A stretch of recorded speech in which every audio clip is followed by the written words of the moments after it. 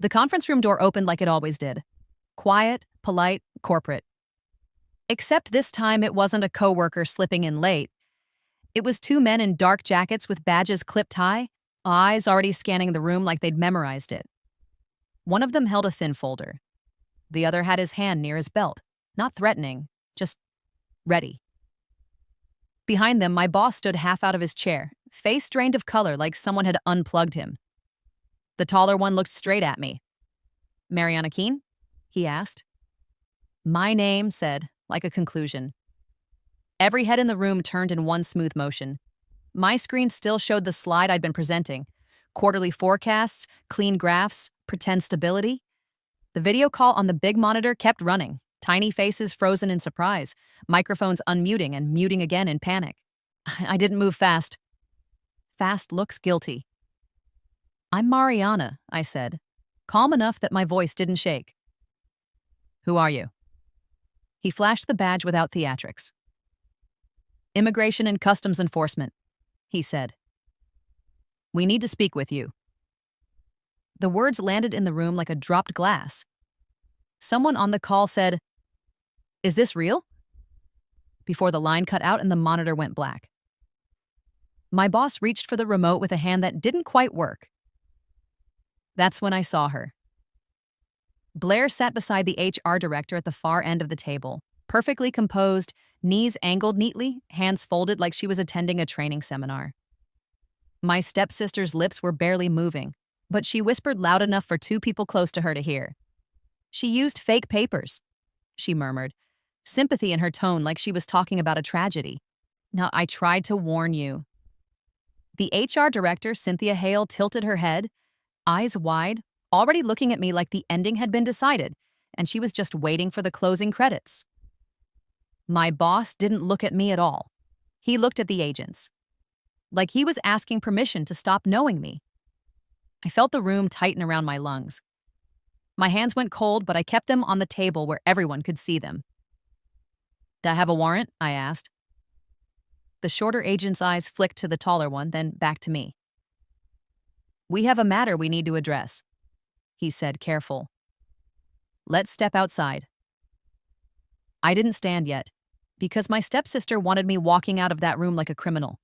She wanted the image. She wanted the story in the hallway by lunchtime. "I'm willing to speak," I said evenly. But I want HR present, and I want to know what this is based on." Blair's mouth curled, a small smile she tried to hide behind concern. Cynthia cleared her throat. "Mariana," she said softly like she was soothing a problem. "Let's not make this worse." That word, worse, was a weapon in her mouth. Like my only options were compliance or catastrophe. I turned to Cynthia, not Blair. "I'm not making anything worse," I said. "I'm asking for the record." The taller agent nodded once, as if he respected the shape of that sentence. "HR can be present," he said. "But we're moving this conversation out of this meeting." I stood slowly, smoothed my blazer, and picked up my badge from the table. My fingers didn't tremble. I made sure of it. As I walked toward the door, Blair stood too, smooth, immediate, like she'd been waiting for her cue. And she placed a light hand on Cynthia's arm, guiding her, and whispered again with that sweet, poisonous tone. "I'm just trying to help," she said. "She's emotional." Emotional.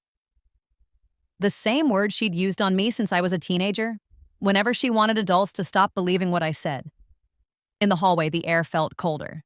Fluorescent lights buzzed. A camera blinked above the exit sign, its little red dot steady and indifferent. The agent stopped near a small glass-walled HR room. Cynthia followed, still pale. Blair slid in beside her like she belonged there more than I did. My boss stayed behind. He didn't even pretend he was coming. The taller agent set the thin folder on the table and opened it. The paper inside wasn't dramatic. No handcuffs, no shouting. Just a form with blocks of text, case notes, and a printed screenshot that looked like it had been pulled from a database. "This started as a tip," he said. "We have information that you may have used fraudulent documents for employment." Blair made a soft sound of sadness, the kind you make when you want people to notice you're hurt by what someone else did. I kept my eyes on the agent, not on her performance. I didn't use fraudulent documents, I said, and I'm not answering detailed questions without counsel. But I will answer one thing right now. The agent looked up. Go ahead. Who filed the tip? I said. And what time was it submitted? Cynthia inhaled sharply, like that wasn't a question I was allowed to ask. Blair's gaze snapped to me, then to the agent's folder, then back to Cynthia, quick and calculating. The shorter agent hesitated. We don't typically... The taller one cut him off with a small shake of his head. Not rude, just final. He flipped the folder open to a page with a timeline and slid it closer to himself. You're asking for the intake record, he said. Yes, I replied. He took out a tablet, tapped a few times, and the screen reflected faintly in the glass wall behind him. He scrolled once, then again. His face didn't change much, but his eyes did. Narrowing, focusing, as if something didn't match the story he'd been handed. He went quiet. Not the kind of quiet that feels casual, the kind of quiet that feels like a door just locked behind someone. Blair leaned forward slightly. Agent, she said gently, I can explain. I just want the company protected. She told me herself He held up a hand without looking at her.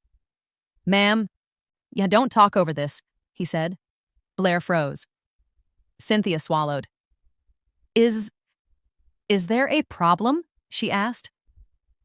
The agent didn't answer her right away. He tapped again and rotated the tablet so Cynthia could see the screen. Then he said, very calmly, You asked who filed the tip.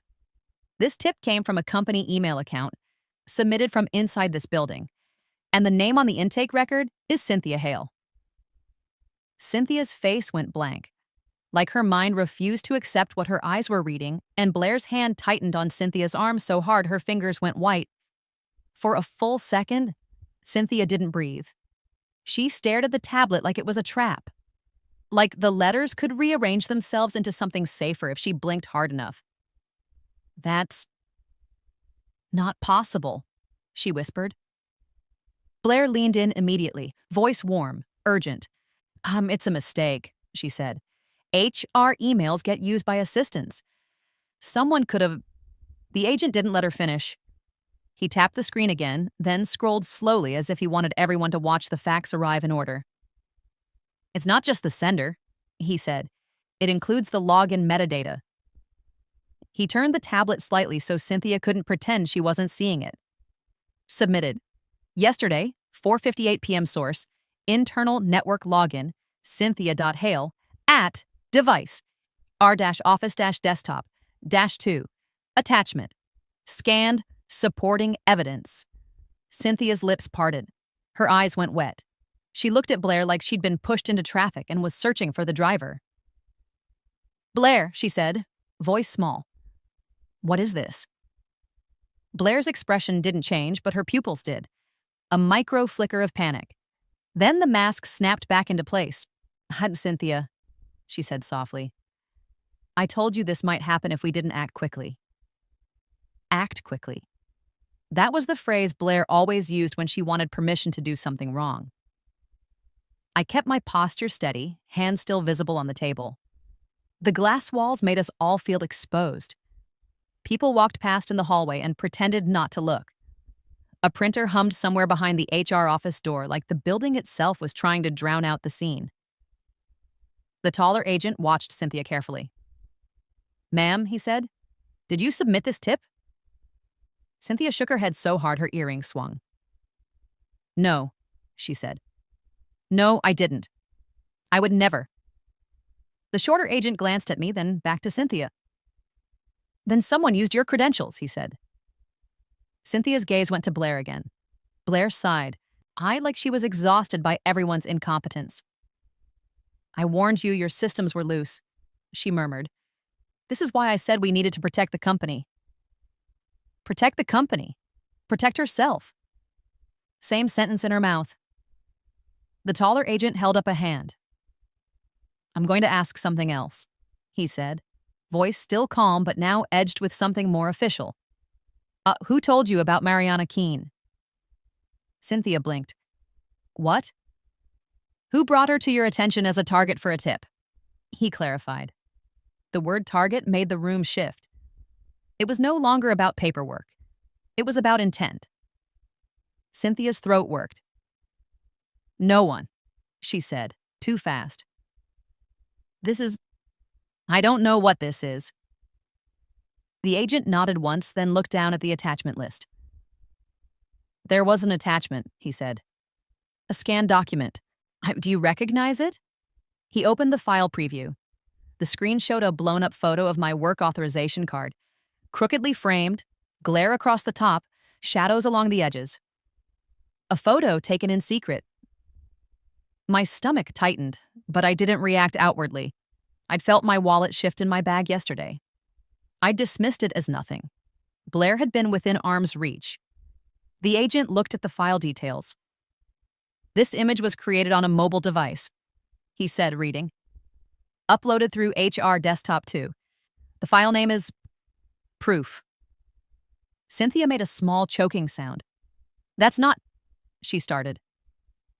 Blair's hand left Cynthia's arm and landed on the table with a gentle tap, like she was claiming control. Agent, she said, I can tell you what happened. Cynthia's overwhelmed. I'm the one who flagged concerns. I'm just trying to help. There it was again. Help. The agent's gaze finally moved to Blair, slow and direct. What is your full name? He asked. Blair's smile flickered. Blair Keene, she said, voice sweet.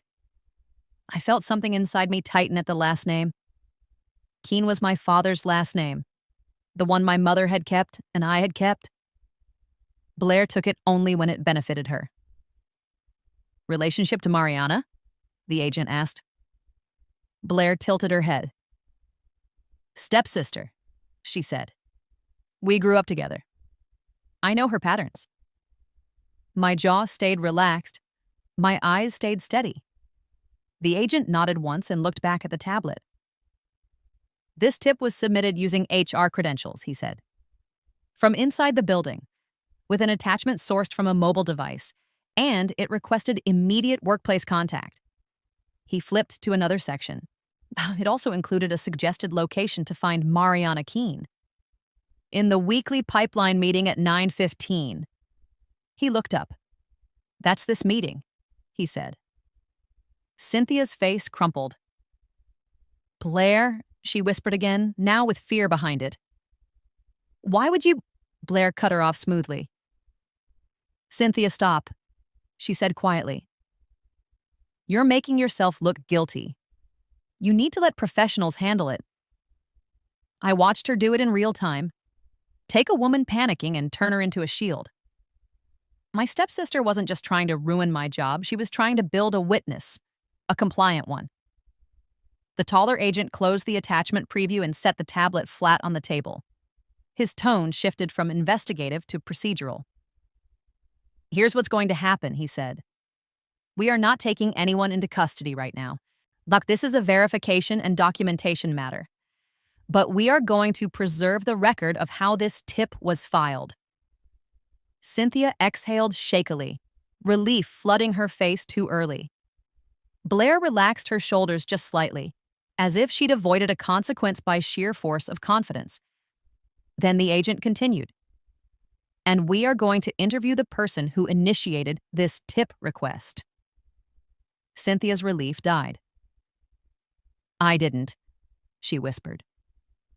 The agent nodded like he'd heard that line before. Then we interview who had access to your credentials and your workstation, he said. His eyes moved to Cynthia's HR badge clipped to her belt. Do you share logins? No, Cynthia said quickly. Never. Then someone used your workstation while you were away, the agent said. We'll need to review your building access logs and HR office camera footage. Cynthia's face went paper white. There are cameras? She whispered. Blair's eyes narrowed for the first time. We don't have cameras in HR, she said quickly. The agent didn't argue, he just looked at Cynthia. "Do you have cameras covering the HR corridor?" he asked. Cynthia swallowed. "There's a hallway camera," she admitted, "and badge access on the HR door." The agent nodded once. "We'll request it from security." Blair's jaw tightened, because if there were badge logs, there was a timeline. And Blair's whole game depended on being able to rewrite timelines with confidence. I spoke without raising my voice. "Yesterday at 4:58, I said. "That's the timestamp." The agent looked at me. "Yes." "I was in the building," I continued, controlled. "I was finishing a client call. Blair came by my desk after. She said she wanted to talk. She touched my bag when she hugged me goodbye." Blair laughed softly like I was pathetic. "Oh my God," she said. "You're accusing me because you're embarrassed." I didn't look at her. I looked at the agent again. "If you pull badge logs for HR in the corridor camera for that time window," I said, "you'll see who was near HR office desktop 2. The taller agent nodded, and his expression said one thing. He liked sentences that came with a plan. Cynthia's voice broke. "Blair," she whispered, "tell them you didn't." Blair turned to Cynthia with that same gentle, dangerous softness. "Cynthia, breathe," she said. "If you freak out, they'll think you're guilty." Then she looked at the agents, smile returning. "I'm happy to cooperate," she said. I just want the company protected. She's been unstable for years. Enough," the taller agent said, and the single word cut her off cleanly. Blair froze again. The agent turned to me. "Mariana," he said, "for the record, are you a U.S. citizen?" "Yes," I answered. He didn't blink. "Do you have any criminal warrants? Any immigration issues?" "No," I said. He nodded. "Then you're not the subject of enforcement today," he said. "You're the subject of a false tip." Cynthia made a sound like she might faint. Blair's smile didn't drop this time. It sharpened. Because being caught in a lie didn't always stop her. Sometimes it made her escalate. And when she leaned back in her chair and said quietly, "Fine, if you're not taking her, then at least let's call her mother.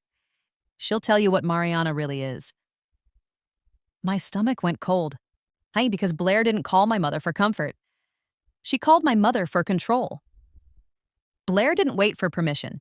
She pulled her phone out, tapped a name, and lifted it like she was calling in a judge. "Diane," she said softly, turning her face so the agents could see the concern she wanted them to believe. "I'm with HR. It's happening." My stomach tightened the way it always did when my mother's name entered a room I was trying to keep factual. Because my mother didn't argue with people. She coached them. The taller agent, Agent Velez, watched Blair's phone like it was a weapon. He didn't tell her to hang up. He just said calmly, "Ma'am, don't bring third parties into this without reason." Blair smiled at him like he was adorable. "She's family," she said. "She can confirm Mariana's history." History. Another word that meant story in Blair's mouth. Cynthia's hands were shaking in her lap. She looked like someone realizing she'd let the wrong person sit too close to her keyboard. Agent Velez turned to Cynthia. "Who has access to HR office desktop 2? He asked. Cynthia blinked, panicked. "Me? Just me. And IT, if they remote in." "Do you ever leave your workstation unlocked?" he asked. Cynthia hesitated, and that hesitation was its own confession. "Sometimes," she whispered. "If I step out for a minute." Blair's eyes flicked to Cynthia, sharp and warning. I kept my gaze on the agent. "Yesterday she pulled Cynthia out of the HR suite," I said evenly. "I saw them in the hallway. Blair told Cynthia she needed a quick signature." Blair laughed like I was making it up. "Oh my God," she said. "You're spiraling." Agent Velez didn't look at her. He looked at Cynthia. "Do you have the ability to pull badge access for the HR door?" he asked. Cynthia swallowed. Security can, she said. Then we're going to security, he replied. The shorter agent, Agent Shaw, opened the HR room door first and stood aside, watching the hallway. It wasn't dramatic. It was cautious. Like he knew people who lie confidently also move quickly when they feel cornered. Blair stood immediately, too. I'll come, she said, voice sweet. Agent Shaw looked at her. No, he said. You'll stay in view. Blair's smile tightened. Excuse me? You're a witness, he said. If we're preserving records, we preserve you too. Cynthia rose shakily, wiping at her face with the back of her hand. I stood last, smooth and deliberate, keeping my hands visible. I could feel eyes on us through the glass walls as we walked down the corridor. People pretended to focus on their laptops while their postures screamed attention. And Blair, even now, tried to set the narrative. She leaned towards Cynthia and whispered loud enough for me to hear, "If you let them bully you, your job is over." Cynthia flinched. I watched it happen. Fear replacing judgment. That was Blair's real talent. Not lying, training people to be afraid of telling the truth. The security office was a small room behind a coded door near the lobby.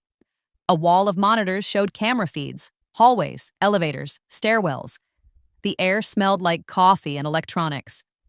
A security manager in a plain shirt looked up as we entered. His badge read, Derek Sanders. What's going on? Derek asked, eyes going immediately to the ICE badges. Agent Velez didn't waste time. We need badge access logs for the HR suite door and hallway camera footage for yesterday, late afternoon, he said, specifically around 4:58. Derek's eyebrows rose. That's specific. It needs to be, Agent Velez said. Preserve it. Do not overwrite. Derek's posture shifted into seriousness. He sat down, typed quickly, and pulled up a screen labeled Access Control. Columns appeared. Door, badge ID, timestamp, result. HR suite door, he muttered, selecting a filter. Yesterday, 4 to 5. The list populated. Cynthia leaned forward without meaning to. Blair leaned too, but Agent Shaw stepped slightly into her line of sight, blocking her from the monitor like a living curtain. Derek clicked once and highlighted a line. Here, he said. Cynthia's badge used to enter the HR suite at 4:56, then again at 4:57. Cynthia's face went blank. That can't be right, she whispered. I was at the copier. Agent Velez's tone stayed neutral. Was your badge on you? He asked. Cynthia's hand flew to her belt, instinctive. Then she froze, eyes widening like she'd just replayed the scene. I left it on my desk, she said. Blair told me to hurry. She said the VP was waiting. Blair's voice cut in, quick. That's not what I said. No one looked at her. Derek scrolled down. After that, he said, there's a door open at 4:58. Same badge. Agent Velez nodded once. Now show us the hallway camera, he said. Derek clicked to a camera feed labeled HR Corridor and scrubbed the timeline back. The timestamp appeared in the corner. Yesterday, I'm 4:57. The hallway was empty for a beat. Then Cynthia came into frame, walking fast, clutching a folder. Blair followed half a step behind, close enough to steer. Blair reached toward Cynthia's lanyard. It was a small motion, the kind of motion you could miss in real life. On camera, it was unmistakable. Cynthia stopped at the copier station. Blair leaned in, said something close to her ear. Cynthia turned her head, and in that half second, Blair's fingers slid the badge free. Cynthia didn't notice. Blair walked out of frame holding Cynthia's badge. My stomach dropped, but my face didn't move. Cynthia made a sound like she'd been punched. Oh my God, she whispered. Blair's voice went sharp. That's not... Agent Shaw cut her off. Quiet, he said. Derek kept scrubbing. 4:58. Blair reappeared at the HR suite door, alone now. She swiped the badge. The door light flashed green. She slipped inside. Derek paused the frame and looked up. "You want this exported?" he asked Agent Veliz. "Yes," Agent Veliz said, "with the hash and the badge log." Blair's confidence started to fracture. "Okay," she said too fast, voice still sweet but strained. "So I went in. That doesn't mean anything. Cynthia asked me to grab something from her desk." Cynthia turned toward her, stunned. "I did not," she whispered. Blair's eyes flicked to Cynthia with something cold underneath the sweetness. "Cynthia," she said softly, "don't make this worse." Agent Velez didn't react emotionally. He reacted procedurally. He turned to Derek. "Do you have a camera inside the HR suite entrance?" he asked. Derek nodded. There's one in the vestibule," he said. "Not inside offices, but it catches the doorway." "Pull it," Agent Velez said. Derek clicked. New feed. HR vestibule. He scrubbed to 458. The angle was tighter. The door opened. Blair walked in, badge in hand. And then, before the door closed, she lifted her phone and aimed it down at something she was holding. A small card. Rectangular. Same size as a work authorization card. She took a picture, then she tucked the card away like it was nothing. My throat tightened. My vision sharpened. Because I recognized the motion. It was the same motion she made yesterday when she hugged me a little too long and her hand brushed my bag like an accident. Agent Velez stared at the paused frame, then looked at me. "That's the mobile source detachment," he said quietly. I nodded once. "Hayashi photographed my documents," I said. Blair's laugh came out wrong, too loud, too thin. "You can't prove what that is," she snapped. "This is insane." Agent Velez turned back to Derek. "Export everything from 455 to 505, he said. "All related feeds, badge logs. Preserve it." Derek nodded and started the export, fingers moving fast. Blair's phone buzzed in her hand. She glanced at it, then looked up with a sudden, bright smile. One I'd seen before, right before she pulled a lever. "My mom is on her way," she said, voice soft again. "And she has documentation. You're going to look really stupid when she shows you." Agent Velez didn't blink. "If she has documentation, she can provide it," he said. "But right now, we have video of you taking HR credentials and submitting a tip using internal systems." Blair's smile finally slipped. Not into guilt, into anger. She leaned toward me and hissed, "You're not as safe as you think." And in the reflection of the security monitors, I saw the elevator camera change, doors opening on the lobby floor, while a familiar silhouette stepped out, walking fast, phone in hand, face already built for a scene. My mother had arrived. I didn't have to look up to know when my mother stepped into the building.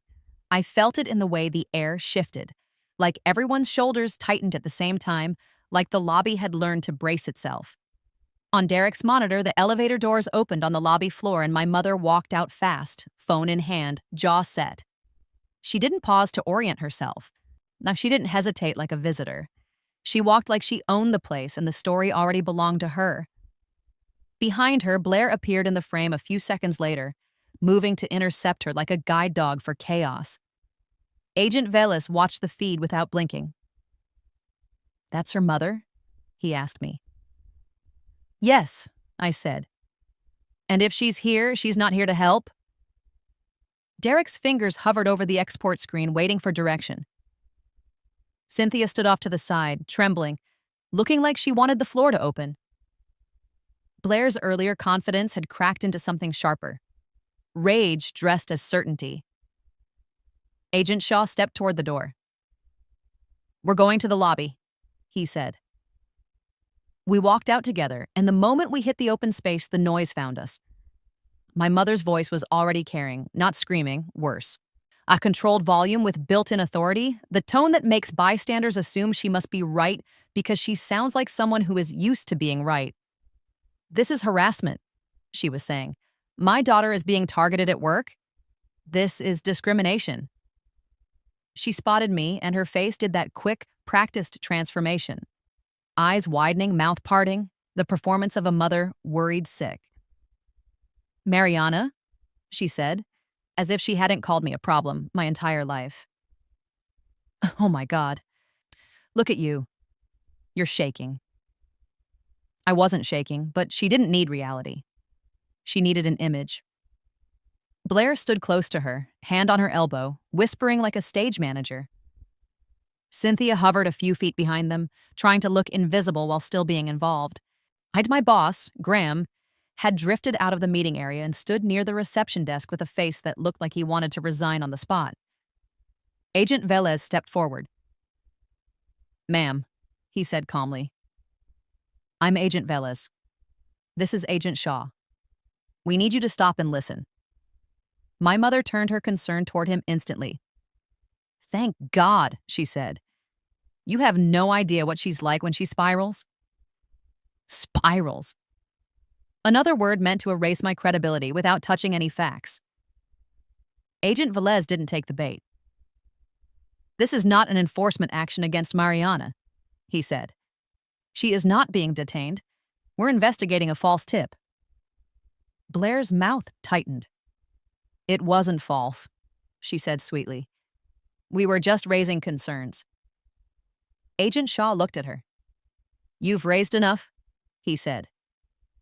My mother's eyes flicked to Blair, and then snapped back to the agents. "My daughter Blair is only trying to protect this company," she said. "Mariana used fake papers. People need to be safe." Graham flinched at the word safe like it was a hot object thrown at his feet. I saw it clearly then. My mother wasn't here for truth.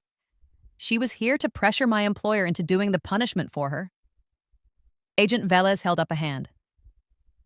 "Ma'am," he said, "did you file any tip about Mariana?" My mother's face didn't change. "No," she said instantly. "I would never. I'm her mother." "Okay," Agent Velez replied, as if he believed her.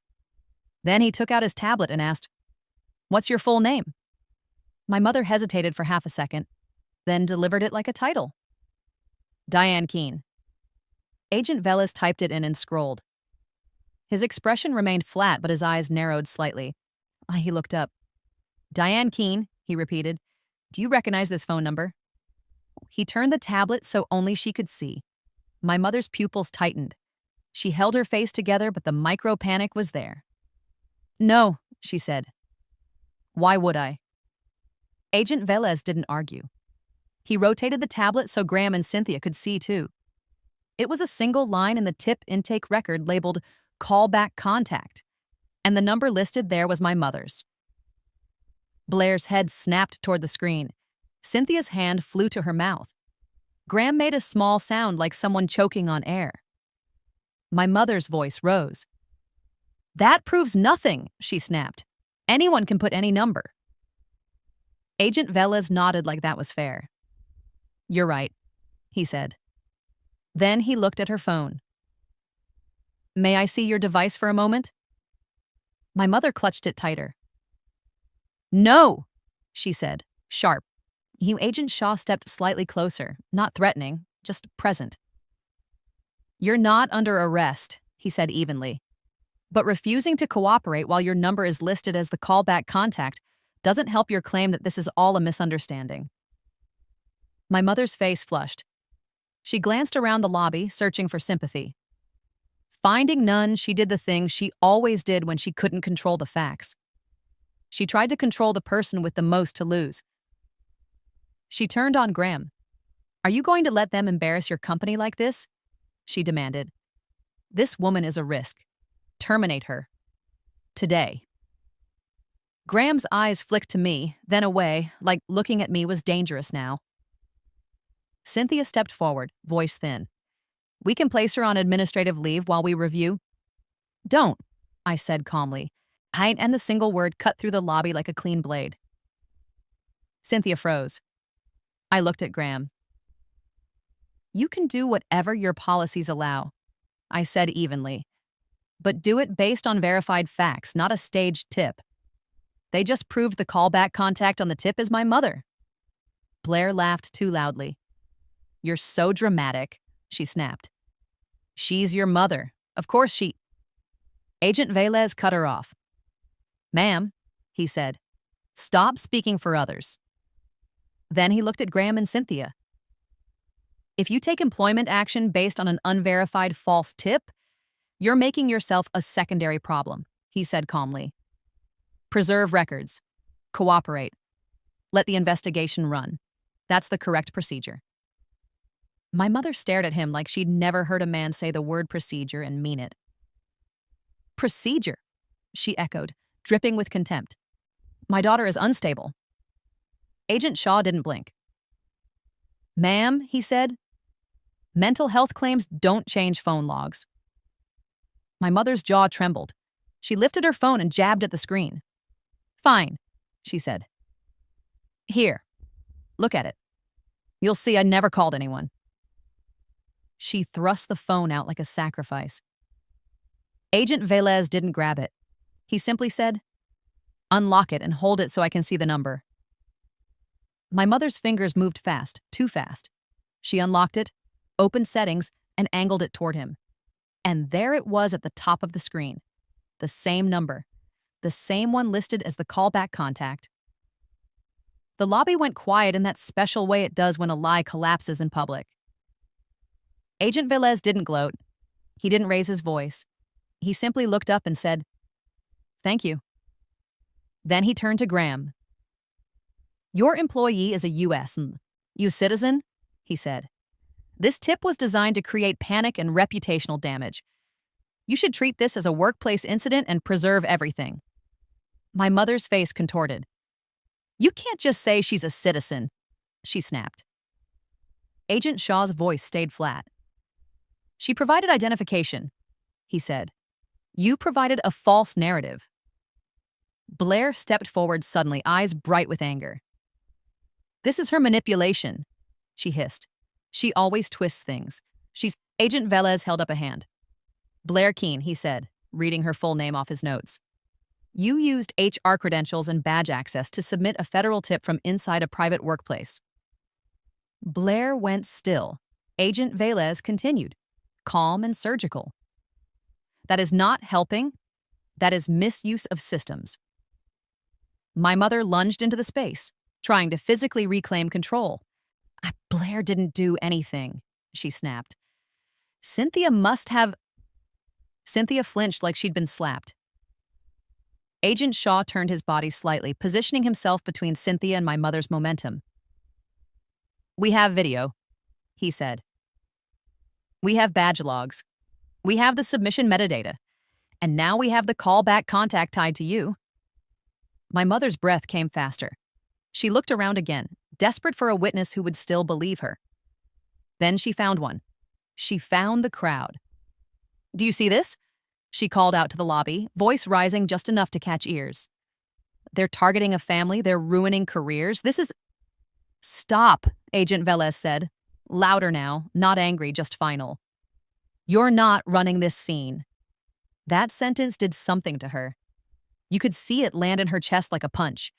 Because my mother's power was always scene control. And she just lost it. Agent Velez turned to me and lowered his voice. Mariana, he said, there's one more section in the intake record you should see before we finish here. He tapped twice, scrolled, then paused. Then he angled the tablet toward me. The tip wasn't just fake papers. It included a specific instruction, where I'd be, what time, and what the goal was. And the final line of the tip made my blood run cold, because it wasn't about immigration at all. It was about my job. It said, remove her from the meeting before she signs the acquisition approval. For a second, I couldn't hear anything, except the hum of the lobby lights. Remove her from the meeting before she signs the acquisition approval. Not verify status, not protect the company, not even report a crime. A step-by-step instruction to derail a business decision. My stomach tightened, not in panic, in recognition. Because that line wasn't written by someone who feared immigration fraud. It was written by someone who feared my signature. Agent Velez watched my face, calm, waiting. "Do you know what that means?" he asked. "Yes," I said. "It means this was never about my documents." Graham's eyes widened. "Acquisition approval?" he repeated, like the words didn't belong in the same sentence as ICE. Cynthia went pale again. "That's internal," she whispered. Blair's mouth opened, but no sound came out at first. Then she laughed, too loud, too sharp. "Oh, come on," she snapped. "That's not what it means. You're twisting it." Agent Shaw's tone stayed flat. "Ma'am, it's literally what it says." My mother stepped forward, anger breaking through the mask. "This is absurd," she hissed. "You're all letting her manipulate you." Agent Velez didn't look at her.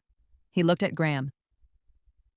"If your company is in the middle of a transaction, you need to treat this like attempted sabotage," he said. "Preserve everything. Security footage, badge logs, HR workstation logs, emails. All of it."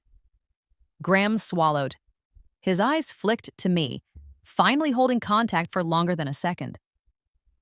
"Mariana," he said quietly, "you're the only one authorized to sign the finance approval." I nodded once. "That's why I was in that meeting," I said. Blair's face tightened. My mother's jaw clenched. Because now their motive was standing in the open.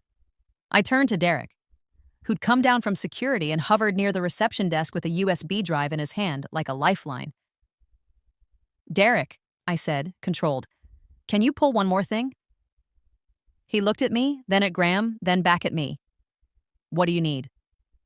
"The time ICE arrived," I said, "and the time the acquisition approval packet was opened on the network." Blair's eyes snapped toward me, sharp. Agent Velez didn't interrupt. He just watched, like he understood how proof works better than arguments. Graham's voice came out strained. "We use an e-sign platform," he said. "The approval packet was ready to go out this morning." "Then there will be an access log," I replied. Derek nodded once, already moving. "IT can pull document access," he said. "Do it now," Graham told him, and his tone finally sounded like a leader, not a spectator. Blair tried to laugh it off. "This is insane," she said, turning to Cynthia. Tell them she's trying to cover her tracks." Cynthia flinched, but this time she didn't fold. Her voice shook, but it was honest. "Blair," she whispered, "you took my badge." My mother spun on Cynthia like a whip. "You're lying," she snapped. "You're trying to save yourself." Agent Shaw's gaze shifted to my mother. "Ma'am," he said evenly, "we have video. Stop." My mother's face contorted. "You can't speak to me like that," she hissed. Agent Velez finally turned toward her, calm and colder than anger. "I can," he said. "And if you continue to disrupt this workplace, you'll be asked to leave." The lobby went quiet again. Not because anyone was afraid, but because no one wanted to be the next person caught lying on camera. Derek came back quickly with his phone in his hand and an IT manager behind him, short, tight haircut, badge clipped to a lanyard. His name tag read, Neil Carter, and I felt a brief flash of irritation at the universe for recycling a name I didn't want anywhere near my life, but I didn't let it show. Neil didn't smile. He walked straight to Graham. "You asked for access logs for the acquisition approval file?" he said. "Yes," Graham replied. "Right now." Neil tapped his screen and turned it so Graham could see. "Here's the doc access timeline," he said. "The approval packet was opened at 9:12 this morning. That was you, Graham." Graham nodded. "I was prepping." Neil scrolled down slowly. "Then it was opened again at 9:17, he said. "Different device." My skin went cold. The meeting had started at 9:15, and ICE had walked in right after. Neil read the line aloud, voice flat. "Opened by B. Keen, device, HR-office-desktop-2. Blair's face went white. Cynthia made a small, broken sound. "That's my workstation," she whispered. Neil scrolled again. "And there was an attempted e-sign request initiated at 9:18, he said. "It didn't complete. It failed because it required multi-factor confirmation to Mariana's phone." My phone. The one Blair had tried to keep me from touching by forcing a scene. My pulse didn't spike. It settled into something heavy and clear. Blair hadn't just wanted me out of the meeting for the humiliation. She wanted the window, those few minutes of chaos, long enough to move something official under my name. Agent Velez looked at Blair, expression unreadable. "Yeah, so while we were being directed to remove Mariana from the meeting," he said calmly, "you accessed the acquisition approval file from an HR workstation you entered using Cynthia Hale's badge." Blair swallowed. Her voice came out thin. I was trying to stop her from making a mistake," she said. Graham's eyes narrowed, anger finally breaking through his shock. "A mistake?" he said. "You're not on the approval chain?" My mother lunged for the narrative again. "She was protecting the company," she snapped. "Mariana is reckless. She's—" "Stop," I said quietly. My mother froze like she'd forgotten I could still speak. I kept my voice level, but my chest felt tight with something close to fear. Subtle, controlled. Because I could see how close this had come to actually working. If the e-sign request had gone through, and if my phone had been away from me for 5 minutes longer, my name could have been attached to a decision I didn't make. I looked at Graham. "This wasn't about immigration," I said. "This was about removing me long enough to access internal systems and push an approval action under my profile." Graham's face hardened. "Neil," he said, "preserve everything, full export, and notify legal." Neil nodded. "Already doing it," he said. Agent Shaw turned to Cynthia. "Ma'am, I'm going to need a statement about your badge and workstation access," he said. Cynthia nodded, tears slipping down her face. "I'll do it," she whispered. Blair's gaze locked on me, pure hatred now that the mask had no use. "You think you're so perfect," she hissed. "You think you get to take everything." There it was. Not citizenship, not paperwork, not company safety, and everything. Agent Velez's voice was calm but final. "Blair Keene," he said, "filing a false tip to a federal agency is a serious matter. Using a false tip to interfere with a workplace transaction is also serious. You're going to be interviewed, and your employer is going to handle the internal consequences." My mother's voice rose, sharp and desperate. "You can't do this," she snapped. "You can't ruin my daughter." Agent Shaw looked at her. "Ma'am," he said flat, "your daughter ruined herself." Graham straightened his shoulders and looked at Blair like she was no longer family adjacent, like she was a security breach with a face. "Blair," he said, "you're suspended effective immediately. Security will escort you out. You are not to return to this building." Blair's mouth fell open. "You can't—" "I can," Graham cut in. You're done." My mother grabbed Blair's arm. Blair yanked free, breathing fast now, eyes darting like an animal that finally realized the cage door was closing. "You're all going to regret this," my mother snapped, glaring at me like I'd committed a crime by not collapsing. "You're tearing apart a family." I didn't raise my voice. I didn't insult her. I didn't explain my feelings. I just said, "You brought a federal agency into my workplace to steal time." That sentence hung there, clean and terrible. Security approached. 2 guards now, 1 on each side. Professional and silent. Blair's face twisted between rage and fear as she was guided toward the doors. My mother kept talking the whole way, trying to build a story out loud that sounded better than the footage would look later. Agent Velez turned to me once the noise moved away. "Heist Mariana," he said. "For the record, you are not under investigation. This tip is being documented as false and the intake trail will be preserved." "Thank you," I said, and meant it. Not emotionally, procedurally. Then I turned to Graham. I need to finish what we started, I said. Graham nodded, throat tight. We'll move the approval process to legal's office, he said. In person. No HR workstations, no shortcuts. 2 hours later, I signed the acquisition approval in a locked conference room with legal present and IT watching the access logs in real time. My phone stayed on the table face up. Every notification stayed visible. No one touched my bag. No one hugged me. No one got close enough to help. When it was done, the room didn't cheer. It just exhaled. Because the real victory wasn't the deal. It was the fact that the story was finally anchored to records instead of rumors.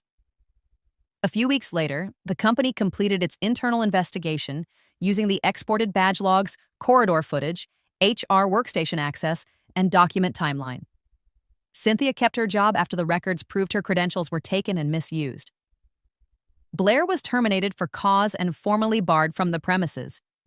The agency closed the tip as unfounded and documented the intake trail as a false report. My mother stopped calling when she realized she couldn't out-talk timestamps. I still feel a faint, controlled jolt of fear when an unknown number lights up my phone. But now I treat it the same way I treated that red line in the meeting. I document first and I let the truth do the shouting. In the comments, I'd tell me this.